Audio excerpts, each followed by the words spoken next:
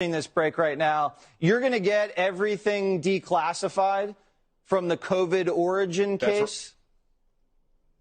That's right. We just passed tonight, just a few minutes ago, unanimously in the Senate, my bill which will declassify all of the information the federal government has on COVID origins. We need the House to pass it, Jesse, and then we can get this thing done. Listen, the American people, it's past time. Let's show them what the government has. Let everybody see for themselves. Let everybody read. It looks like the Senate has unanimously passed a bill to declassify all intelligence around the COVID-19 origin. Interesting. Why now? How did that get passed unanimously? Do they really care? Is it a misdirection? Is it getting too big to cover up? We'll weigh out that stuff, and I want to hear your comments in the comment section. That's what today's quick show's about, folks. It starts now. It's the Dream Rare Podcast. Welcome to the show. The way to get the news at the desk or on the road. Let's go. God is great and success in our control. The world is crazy, but we get better from obstacles. Yeah.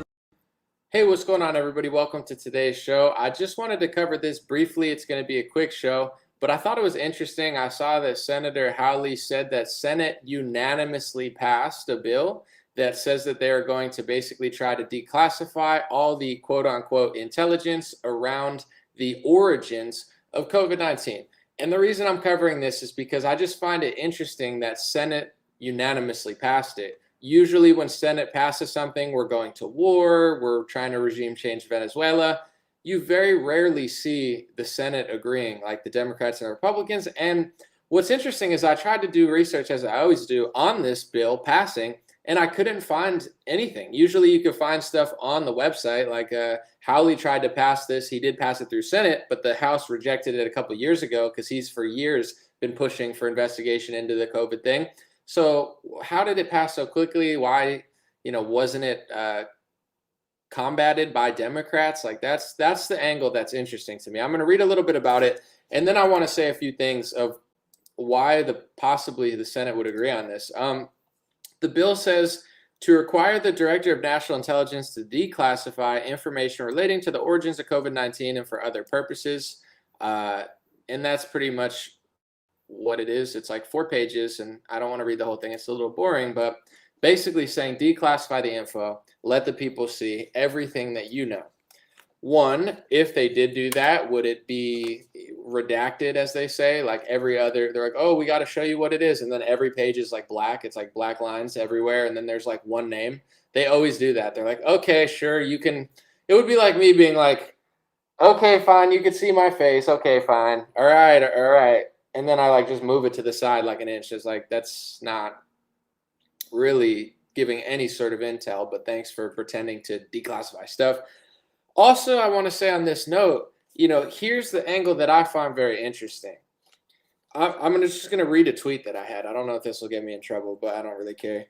I said, China didn't lock down America. China didn't shut down the American economy. China didn't fund mRNA vaccine socialism. China didn't cover up vaccine side effects in America. China didn't force vaccines on people through mandates.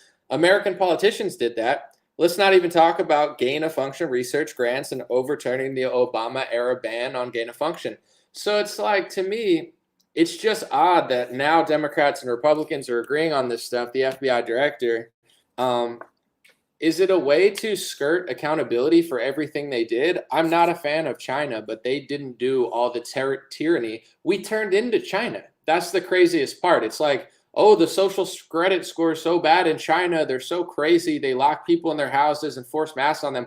And then we just turned into China. It's like Republicans turned into China for 2 months. Democrats turned into China for 2 years.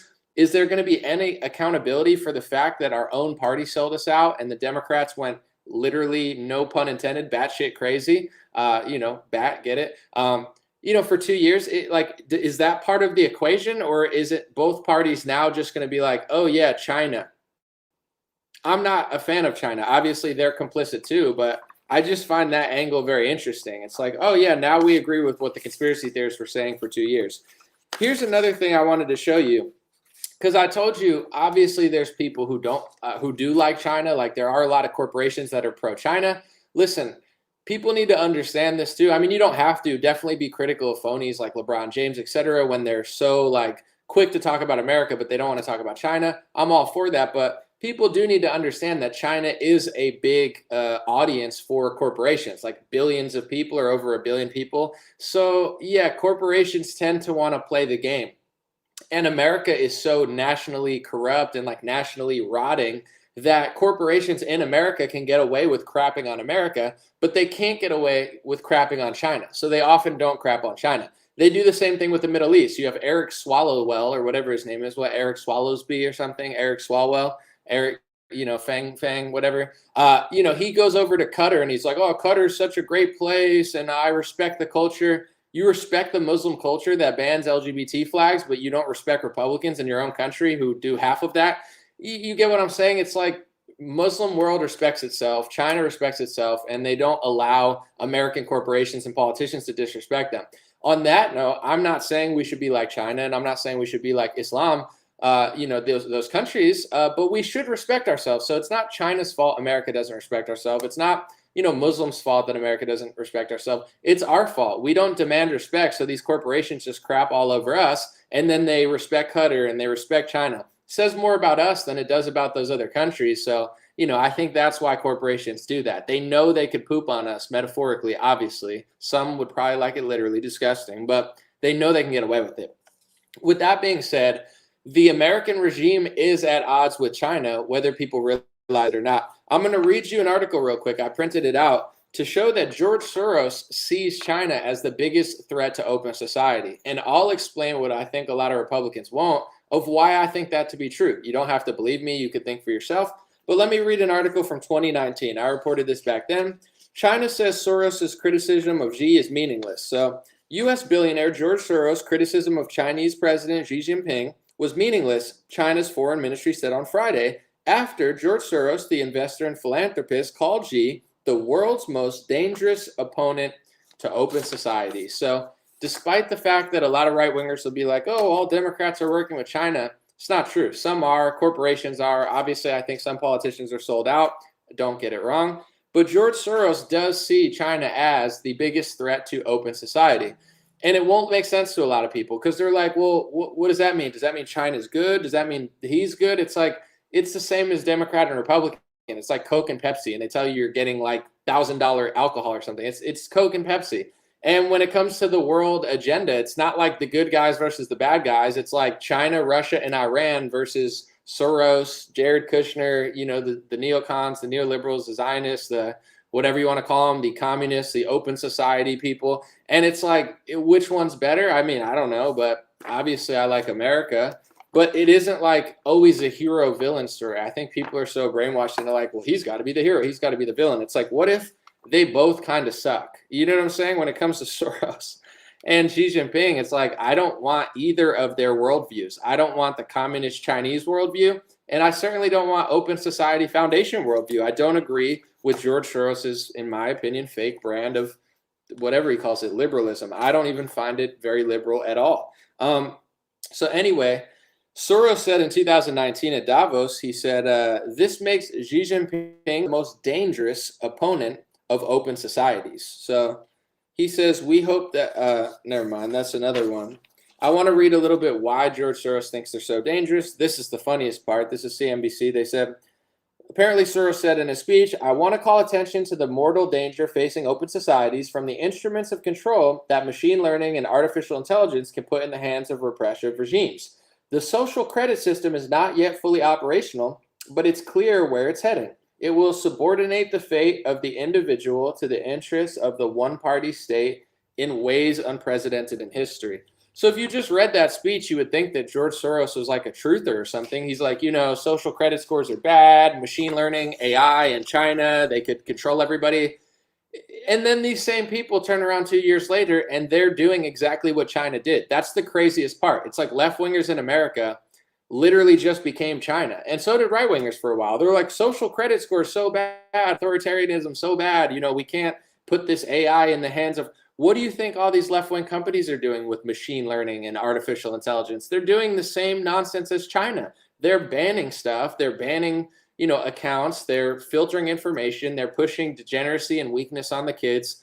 So it's just very bizarre that, Soros is at odds with China. I understand that a little bit more than him acting like they're so corrupt with their AI, like we're not. But anyway, the point that I'm getting to is the Soros left doesn't like China, and the Republican right, the Trump or whoever you consider the leader of the right, everybody seems to agree on that. So they're passing this bipartisan act against China.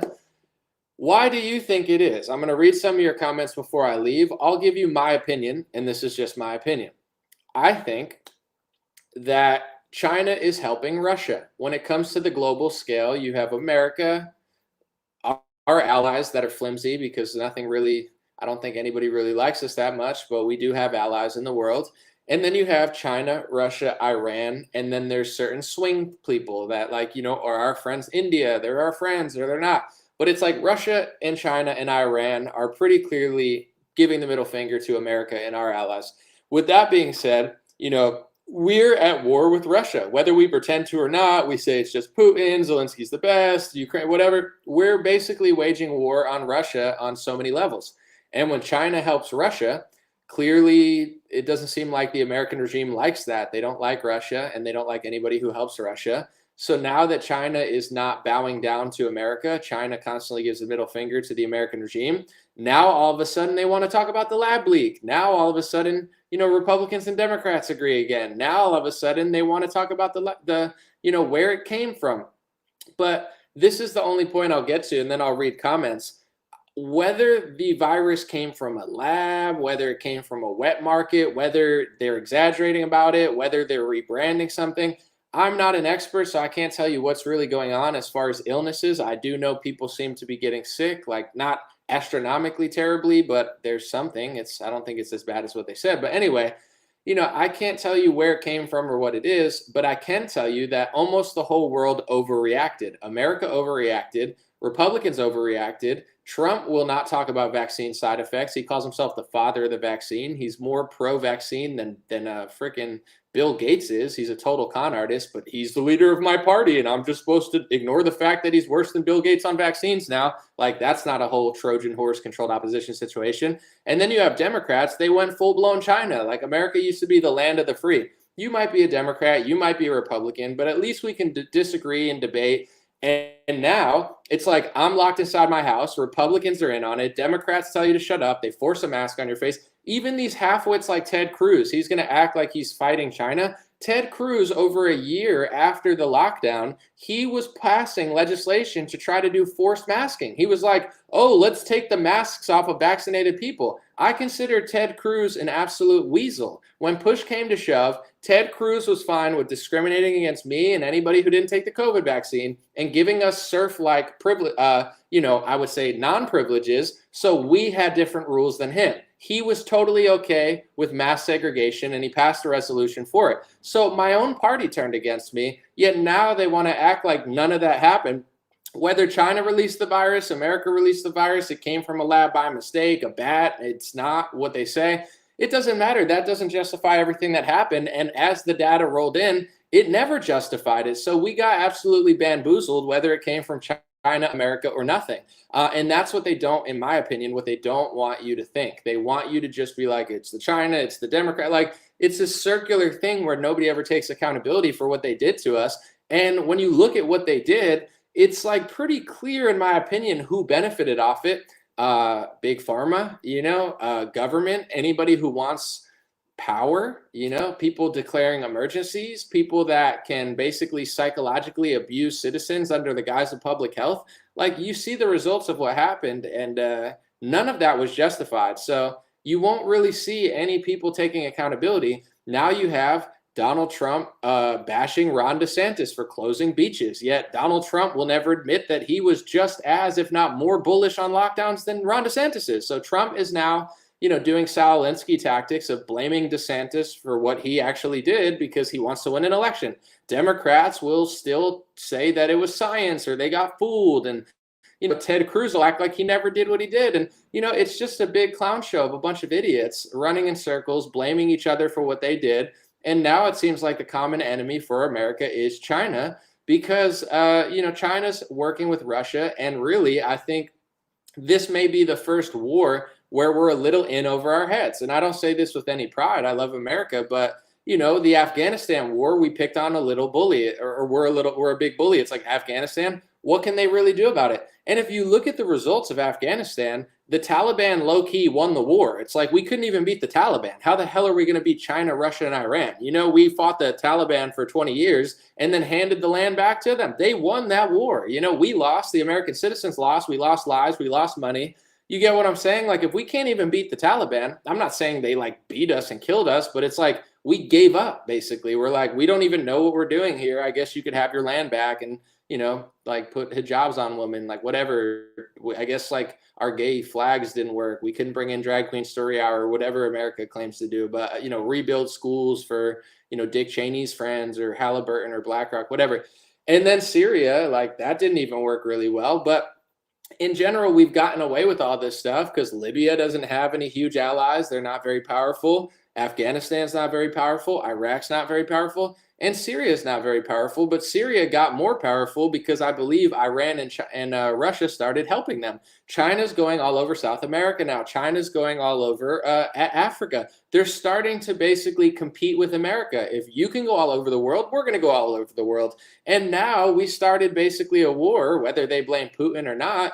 We've waged war on Russia, and Russia's working with China and Iran. So whether the media wants to report it or not, I'm not saying we're necessarily losing, but this is a lot different than just fighting Afghanistan. Just fighting Afghanistan, if nobody's helping Afghanistan, it doesn't matter if we win or lose. There's not really big consequences. But Russia is a powerhouse. They're a powerhouse economically. More importantly, they're possibly a bigger powerhouse militarily. And when they're working with China, China is a powerhouse in both ways, but economically is perhaps even more. I mean, this is a crazy step that we've taken, and Mark Levin and Ben Shapiro and Fox, some people at Fox besides Tucker Carlson and CNN and MSNBC and David French and all the neocons, they're going to tell you how awesome this is and how great Zelensky is and how cool this is. But the truth is, we've just basically picked a fight with two of the biggest countries in the world, and we really haven't done that, in my opinion, since World War II, which was way different. And we jumped in at the end of the war because,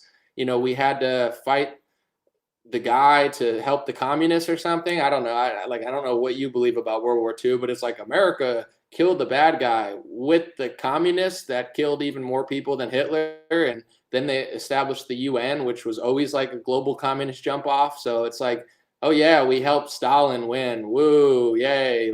And then Mao Zedong killed tens of millions of people. Wow, we're such heroes. Yeah, we totally stopped that guy. With the other guys who killed even more people. Yeah. But this is a crazy, I'm not going to say crazier because World War II was obviously crazy, but this is almost a bigger battle because we have, I'm not going to say less allies, but China and Russia, pissed off at us. I don't know.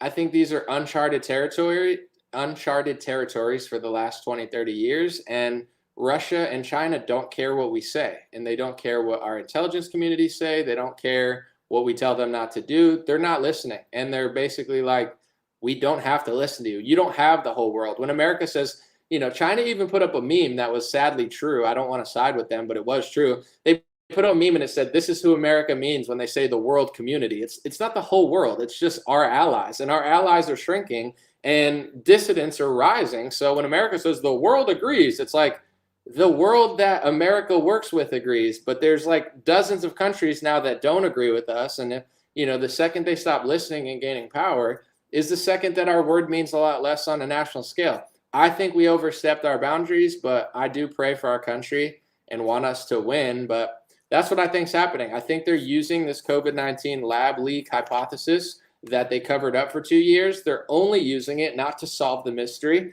but to basically take any accountability away from themselves for all the lockdown stuff, and then kind of, use it to leverage against China, because China is a threat to America because they're working with Russia, and just China's always a threat, even if they're not working with Russia. That's what I think. Let me know what you think. Someone said our allies aren't allies, they're vassals. Well, I don't think a lot of our allies are as loyal as they once were, or I don't think they're as even say a country like Saudi Arabia or something. It's like, do they really like America? Everybody's just using America. Nobody, we're embarrassing now. We're no longer the beacon of the world. We can't control what other people think, but we can control our own morality. When our country's cooler and more free and more prosperous and we're godly and we have this like epic energy, the whole world looks over at us and says, you know what, America's kind of dope. Now, you think the Muslim world wants to be like America? Maybe a little bit with entertainment. They're trying to dip their feet in it, but they don't want our morals. They don't want our values. Nobody's, China and Russia aren't looking at America like, oh my gosh, yeah, there's some good parts about here. I don't hate America, but it's like morally, our culture's disgusting. Our music is now gross. It's like we're embarrassing ourselves. And, I don't think anybody that works with us is like, oh, that's so cool what America's doing. I think everyone thinks what we're doing is like gross and weird, or they think we're racist or something. It's like America's like one of the most diverse places in the world. Oh, but we're so racist because the stupid media tells everybody that. So now a lot of these other countries don't even like us because our own media, we hate ourselves, or the people who suspiciously run the media hate us. And they broadcast this message to the whole world that, George Floyd and oh my gosh. And you got people in like white countries protesting. They don't even know what it's like to have like 10% black population, but they're like, the media told me to march in the streets for BLM. You see like worldwide marches. It's like no one really, even left-wingers around the world, they're not like, oh, America's cool because it's super gay. They're just like, it's like left and right. They're like, ew, I don't want to go to America. There's racism there. There's, too much degeneracy there. It depends what side you're on. All right, I'm going to read some of the comments. Wally from Facebook, thanks Wally, says, only Western media says this. The rest of the world says Russia's destroying Ukraine. Russia's using 10% of the military. In my opinion, as somebody who loves America, I'll tell you why I think Russia's winning the war. It's because we keep doing things that we said we'd never do. I'm not someone that's rooting for the other side, but when we say we're not going to send Stacey Abrams tanks, I'm just kidding. I think they're called Abrams tanks. We're not going to send Abrams tanks, and then we send the tanks. We're not going to send the missile system, then we want to send the missile system. We're not going to do this, then we do this. We're not going to do that, then we do that. That tells me that we're losing the war. It would be like, you get what I'm saying? Like, you just keep asking for more weapons, and we're like, no. We don't want to wage war. We're not. Okay, we'll do it. We'll do it. The reason we're sending more and more stuff that we said we weren't going to send is probably because Russia's winning the war. I mean, that seems pretty plausible, no? Wouldn't we not need to send this stuff if we were winning so bad? To me, that tells the whole story. Someone said Antarctica is sus. Antarctica is sus. Some say there's some penguins on there conspiring with John Kerry, but that's just a rumor. Let me see. Read a few comments. Someone said Russia went back to Christian conservative because of abortion, nihilism, almost destroyed their society. China also got rid of the one-child policy, etc., both trying to look in and coming out of communism. It's a good observation. It's funny because Russia used to be the communist, but maybe they're against it now because they lived it and it almost killed them.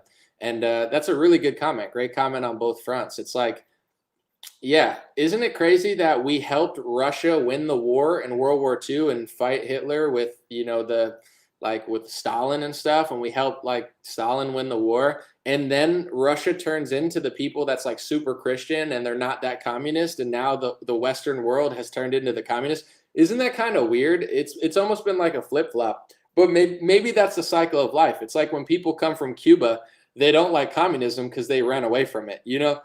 When people are in like from Poland, or when people have European roots that escape communism, usually they're super anti-communism, but it's like an American millennial that's like, I don't know, I think communism is cool. It's like because you've never lived it, you think it's so great because it's never been a reality. So maybe that's just how it works. When you get too spoiled, communism comes in and then like things flip, and it's just kind of strange. I'm like, damn, how did this happen? It happened so quickly. Someone said maybe they want us to start hating China because we're going to war with them, or maybe they just don't want us to look at the V. Well, here's another interesting part about the V is Russia and China. I think it's changing in China. They're working on an mRNA vaccine, but both Russia and China didn't roll out the mRNA vaccine. Donald Trump, to me, Donald Trump is like the Benedict Arnold of our time. He's the ultimate Trojan horse. He's the ultimate deceiver. And honestly, I think he's a shameful man. When push came to shove, he was with Bill Gates, Fauci, and the medical establishment, and he did the most corrupt thing in modern history. I despise Donald Trump. I don't even dislike that many people. I think Donald Trump is one of the most deceitful con artists of our time. But in general, it's like he rolled out the mRNA vaccine so fast. Oh, I'm such a hero. I pushed the FDA and Fauci. I'm the father of the vaccine. Look at China and Russia. They're not stupid. How come China didn't roll out the mRNA vaccine? Because they're not idiots like Donald Trump, the big pharma orange buffoon who took all the money and sold his own people out, but he puts on a red hat and people think he's one of them. He's not one of you. He sold you out. All these people in the country, Donald Trump doesn't give a crap about you. But anyway, China's taking years to roll out their mRNA vaccine because they probably don't think it's safe to roll out with warp speed like the orange vaccine con artist clown scumbag. And then you look at Russia. Russia's not stupid. How come Russia didn't do an mRNA vaccine? How come, what's the Russian vaccine? It's like our two biggest enemies in the world right now didn't roll out an mRNA vaccine at warp speed, yet the entire Western world did. Why? Because the people who are West hate you. They hate you, okay? Whether their name's Donald Trump or Joe Biden or the media, they care about me so much because I hate Trump or I like Trump or I'm blue, I'm team red. They don't care about you, So isn't that interesting though? Look into why China has taken years to study the mRNA vaccine or why Russia never used it. There's probably a reason because those countries, say what you want. I don't think China's a good place to live. I don't think Russia's a good place to live, but I don't think Putin hates his people as much as the people of our country hate you. I don't think China hates its people as much as the people of our country hate you. I think both parties are so corrupt and so rotten and so sold out that they really don't give a shit about you. You think Donald Trump's stupid? Like, is that the main theory in Trump world now? He's just dumb. Oh, Trump doesn't know. He used to know before he got in office. He just forgot. He just forgot and took the lobbyist money. He just forgot and worked with Fauci. He just forgot and did meetings with Bill Gates. He just forgot and did Operation Warp Speed. He just forgot. He didn't forget. He doesn't give a shit. He's just another actor. He's just another con artist. But you like him. So he's the perfect car salesman for the right. And Biden is just a temporary puppet that'll probably be, off stage left in a year, and somebody else will come in. It's such a joke. It's like America is so rotten right now that people actually think these people care. It's like, no, look at what China and Russia did. They're not perfect, but they're not going to just roll out an mRNA vaccine at warp speed to their people. Trump will. He doesn't give a shit about you. Oh, he did it for your health to save the world. Yeah, okay. Yeah, not for Pfizer, not for Moderna, not for the joint patent owned by the NIH, not for the lobbyists that paid him off, not for the lobbyists that he hired to the top positions. Oh, no, that's not why he did it. That's all just a big game for – it's just a joke. And it's sad because it's like you don't want to root for China and Russia. Why would you if you're American? But isn't it sad when you come to the reality that China probably likes Chinese people more than American politicians like Americans? Nobody cares about us. Isn't it sad that Putin Putin definitely likes Russians more than American politicians like America? Isn't it sad that Eric Swalwell will just destroy Republicans in his own country? He has no compassion for them. Yet he goes over to Qatar, where they're even more right-wing, more conservative, and way more godly, and way more against LGBT. And he sits there and says what a great culture it is. And then he gets back here, where most Republicans don't even care anymore, and he just hates us. It's like these politicians despise us. But here's the lesson of the day in my worldview. Is, if you don't respect yourself, no one's going to respect you. So America is the doormat of the world. Eric Swalwell wouldn't dare go over to Qatar and disrespect them because Qatar actually has a shred of self-love, and they don't allow people like Eric Swalwell to disrespect them. So Eric Swalwell doesn't disrespect the Muslim world. Eric Swalwell probably wouldn't disrespect China, whether he's sleeping with a Chinese spy or not.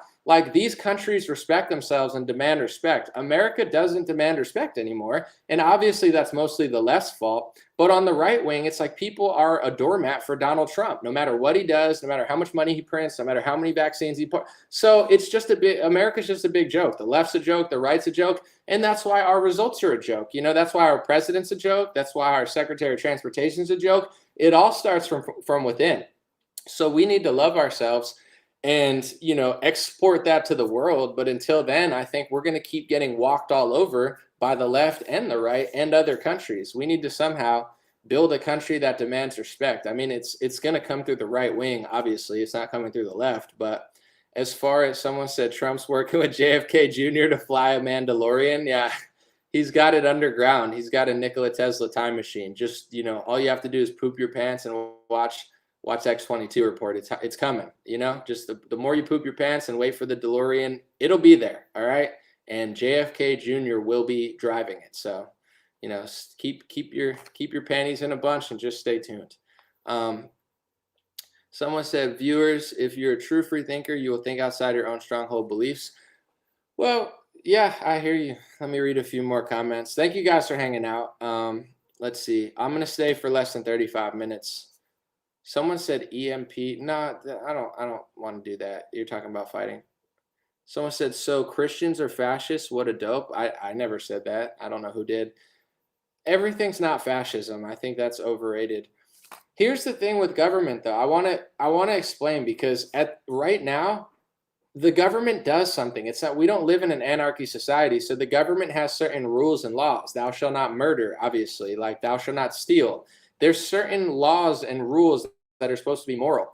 No system's going to work in America because we're not moral. If we ever bring back morality, they're going to call us a fascist. You're a fascist if you want to clean up homelessness. You're a fascist if you don't want crime. You're a fascist if you stop Disney from running their own show.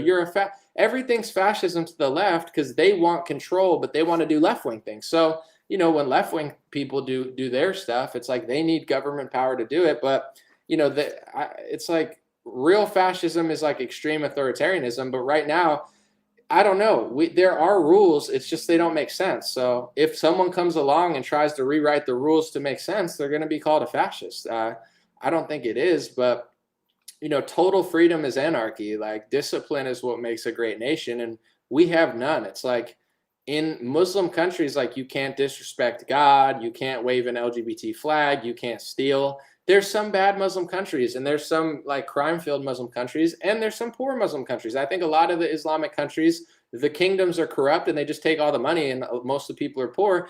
But, they do, in my opinion, have a more level worldview in the sense of like, yeah, let's make bad things illegal and let's make good things more like, let's be a little more godly and a little more disciplined.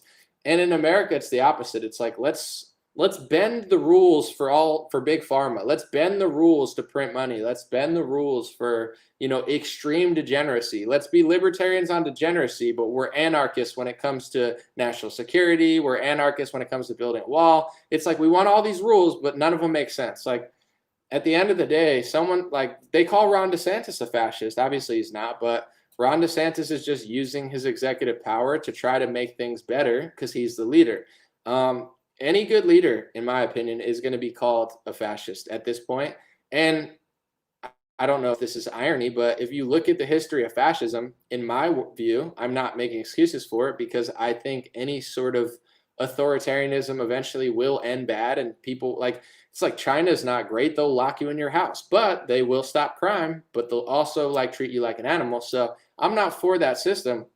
But if you research when was the Communist Manifesto written, communism came before all of this stuff. And it was this debate of should we do communism or should we have this free market capitalist system? And fascism never came along until communists killed millions of people. It's not like someone wrote the Fascist Manifesto in 1700s. Fascism didn't come until the early 1900s. Communists were already killing millions of people. And same with Germany and Nazis. That was a reactionary movement to people killing millions of people and destroying the economy. I'm not saying it was right. I'm not saying it was good. I'm not saying it was perfect. It's just like when the pendulum swings that way, the pendulum swings back. And then they act like, why did it go there? Why did fascism come? It's like, well, try not killing millions of people and running societies into the ground. Maybe they won't come then. It's the same reason why so many people are becoming more religious now. In my opinion, people are going back to religious principles because liberal intellectualism has aged so poorly. So I used to think liberal intellectuals were so smart, but as time goes on, they're some of the stupidest people. So then people start reverting back to the Bible. People, revert back to the Quran in some cases. Like some Jews will become more disciplined. Like people start doing that once you realize that this fake liberal world doesn't really work and all these intellectuals are in a mask, they're disheveled, they're idiots, they're unhappy. You're like, oh, the biblical principles make more sense than this. So the reaction to all the idiots on the left has been millions of people going back to religion. It's the same thing with communism. In my opinion, communism preceded all of these other regimes that you hear everything about. And the reason you hear about these regimes and not the old ones is because the people that run the media are into communism. You know, the people that make the movies are into communism. So you don't have many movies that are like, yeah, communists killed millions of people before fascism even existed. Like, it's not like fascism was written with the Bible. Fascism didn't come up till the 1900s, you know? And then you look at World War II, they never talk about Stalin killing millions of people more than Hitler. They never talk about Mao Zedong killing tens of millions of people. Why? Because the people who run the media don't care. You know, they don't mind when communists kill people before or after the mean Mr. Mustache. You know, it's just like, yeah, that is not good. But also, are you ever going to address the fact that millions of people were killed before and after? It's like with the slave trade too. It's like, can we have a real conversation about it, or are we just going to look at one angle of it? Were people selling each other out? Were there all races involved? You get what I'm saying? Was it a corrupt thing that hit humanity? Of course it was. There had to be people in that race selling each other out. There had to be other people in it making ships, doing the slave trade. No, but you learn history of like, this is the only thing that matters, and it's not true. And you know, the more I study and research, the more I realize that, you know, I think communism has created almost fascism through its failures. Like if communists never killed millions of people and communists never, you know, backfired so tremendously, I don't think fascism ever even would have gotten created. It was a reactionary movement, in my view. That doesn't make it right. I'm just saying, it's like when you have a normal person that tries to fix things and you don't let them fix things and you don't let them fix things and things just get worse. It's like, you know, if New York City turned into Baghdad, eventually people would vote for somebody that said they'd get rid of it. You know, people get desperate. They're like, that guy, you know, whatever, like whatever I need. I'm not saying it's right. I'm just saying if you want to prevent authoritarianism, you have to stop being so psychotic. Like, you know, you can't destroy the monetary system. You can't inflate the currency so everybody's poor. You can't let crime run rampant. You can't ignore basic, like, you know, issues of certain people. We'll see though. I don't think things are going to get like that, but there's pros and cons to every system. Like China, they can move as a unit, but also their government's kind of psychotic and like, what's the word when you're like afraid of viruses all the time? I can't think of it. Like neurotic, or I'm trying to think, like, I can't think of the word, but it's basically like, oh, there's a virus, let's lock everybody in the house. Like it's not good. I don't like government having that much power, but I bet you they build faster than the West. And I bet that they can like clean up crime quickly. Like El Salvador, he cleaned up crime. It went from the most dangerous place in the world to like 300 days without a murder. Like, think about that. I think that's the craziest story of the year. And they're calling him a dictator. They're like, oh, he's such an authoritarian. He's the president, and he used his presidential powers to stop crime. Do you notice that Reuters, all these mainstream outlets, you can't find a positive article about El Salvador? It went from the most dangerous place in the world to 300 days with not a single murder. That's the greatest success story in modern history when it comes to crime. How is it even possible to have a better story than that? 300 days with no crime versus the most dangerous place in the world? And every single news station that's left-wing is saying it's a bad thing. They're calling him an authoritarian. They're saying he's a dictator. They're saying the prisons are filled and it's a human rights violation. They don't, it's like, it's so nuts. So we already know this, but anybody who comes around and fixes society is going to be called an authoritarian, a dictator, corrupt. Like the media wants crime. The media wants poverty. The media wants division. If racism, quote unquote, disappeared and literally everybody woke up and nobody cared about race, they'd freak out. They need you to talk about it differently and get mad at it and get angry. You could talk about race. I don't think race doesn't exist. It does to some extent, but it's like, you don't have to be mad or angry or hateful about it. If everybody wasn't hateful about race, the media would panic. They're so evil. They're such, you know, parasitic energy psychopaths that are just constantly terrorizing society. And, you know, all you can do is really pray and play your role as far as combating their lies with good energy, positivity, the truth. Because if that doesn't wake people up, I'm going to leave after this, but if you don't believe me, go to YouTube and search El Salvador prisons or El Salvador. the top 30 videos are all going to be negative. They're all going to act like the El Salvadorian president's doing some huge disservice, when in reality, he took the most dangerous country in the world and turned it into a safe country. And you can't even find a single media website that's actually doing the story besides me and saying it's a good thing. It's crazy stuff. God bless you guys. Thanks for hanging out today. Let me know what you think about this China stuff and why they're doing it. Have a good one. I'll be back soon.